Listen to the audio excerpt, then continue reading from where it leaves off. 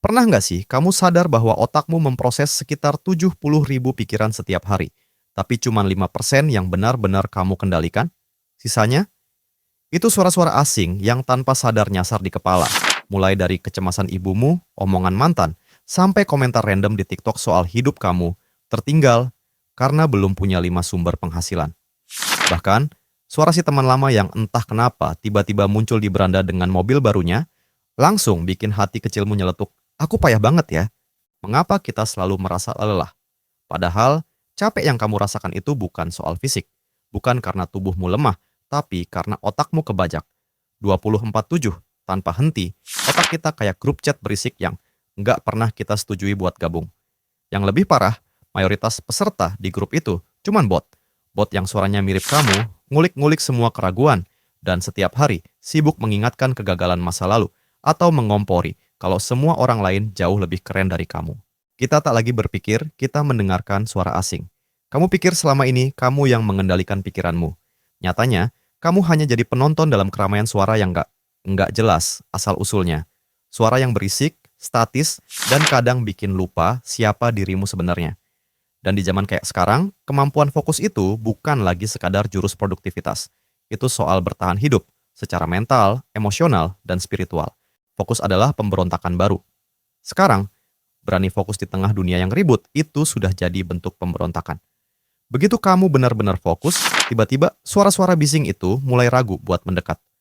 Orang-orang di sekitarmu malah jadi bingung sendiri, mereka nggak bisa lagi mengatur, membandingkan, atau menjatuhkan kamu. Kamu jadi pribadi yang nggak tersentuh.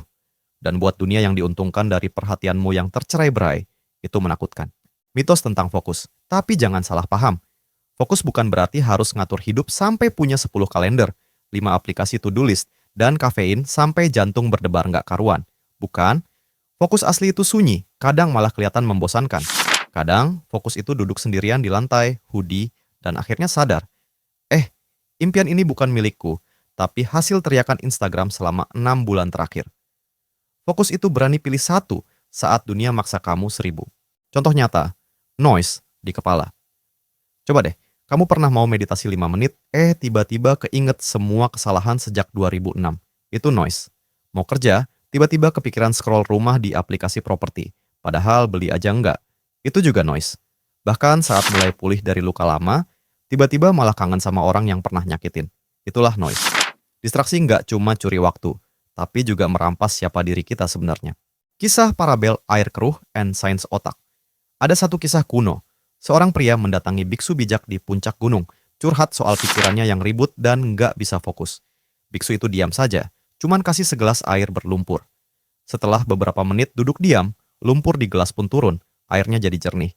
Si biksu cuma bilang, pikiran akan jernih saat kamu berhenti mengaduknya. Ternyata, bukan cuman filosofi. Neuroscience bilang, otak kita punya default mode network. Begitu nggak fokus, jaringan ini aktif dan tugasnya. Mikir masa lalu, overthinking masa depan, memproduksi kekhawatiran, dan membayangkan skenario terburuk. Jadi, kalau kamu nggak fokus, otakmu bukan lagi istirahat, tapi malah sabotase diri sendiri. Fokus bukan artinya menjadi robot. Tapi jangan salah, aku nggak nyuruh kamu jadi biksu, buang gadget, atau berubah jadi robot penggemar self-help yang bangun jam 4 subuh dan ngobrol sama tanaman. Cukup jadi versi dirimu yang begitu fokus, sampai suara ribut pun akhirnya nyerah. Wah, yang ini nggak bisa diganggu. Mending cari korban lain. Itulah damai. Itulah kekuatan. Ibarat jalan di tengah badai pakai headphone peredam suara. Badai tetap ada, tapi nggak tembus ke dalam. Hadapi diri sendiri, temukan magic. Yang bikin takut bukan gagal. Justru yang paling menakutkan itu duduk sendiri cukup lama, sampai akhirnya sadar apa sebenarnya yang kamu inginkan. Karena setelah itu, kamu nggak bisa lagi menyalahkan algoritma, pekerjaan, atau masa lalu. Mau nggak mau, harus berani ambil langkah. Karena begitu semua noise hilang, yang tersisa cuma kamu. Dan disitulah letak keajaibanmu, di balik sunyi, di balik clarity. Semua hal yang selama ini kamu cari ternyata ngumpet di situ. Bentuk nyata fokus. Fokus yang nyata, awalnya nggak keren sama sekali. Lockout dari aplikasi-aplikasi, taruh ponsel di kamar sebelah kayak barang terkutuk. Pilih bosan daripada burnout, pilih sunyi daripada stimulasi, pilih sendiri daripada approval sosial. Perlahan, kamu akan sadar, inner worldmu lebih penting dari notifikasi. Fokus membuka suara asli diri. Awalnya mungkin orang-orang di sekitarmu bingung atau tersinggung. kok sekarang lama banget balas chat? Tapi kamu tahu, ini hidupmu, bukan customer service buat semua orang. Setiap kali kamu memilih fokus, kamu memilih hidupmu sendiri. Semakin lama, kamu mulai dengar suara hati sendiri, mulai peka sama intuisi, berhenti nanya ke semua orang sebelum ambil keputusan. Di dunia yang kecanduan kebingungan, kejelasan itu magnetis. Orang lain bahkan nggak sadar kenapa mereka tertarik sama kamu, tapi mereka merasa ada yang beda. Tantangan untuk penonton. Jadi, kalau akhir-akhir ini kamu merasa hilang, stuck, atau overwhelmed, bukan karena kamu malas atau tertinggal.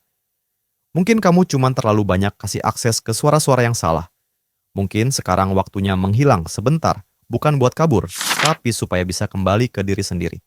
Karena jauh di dalam, kamu selalu ada, menunggu kamu buat mematikan volume noise. Cukup lama sampai akhirnya kamu bisa bilang, "Hey, aku kangen sama diriku sendiri." Mulai hari ini, lindungi ketenanganmu kayak melindungi oksigen. Jaga fokusmu kayak gerbang masa depanmu, karena memang itu kuncinya. Dunia memang berisik, tapi kamu bisa lebih keras. Cukup dengan diam. Diam yang berkata, "Sekarang aku tahu siapa diriku, dan aku nggak mau lagi membuangnya demi likes, perbandingan, atau pengakuan." Jadilah setenang itu. Sampai akhirnya noise pun sadar, kamu sudah nggak bisa diganggu lagi. Dan di sanalah akhirnya kamu pulang ke rumah yang sebenarnya dirimu sendiri.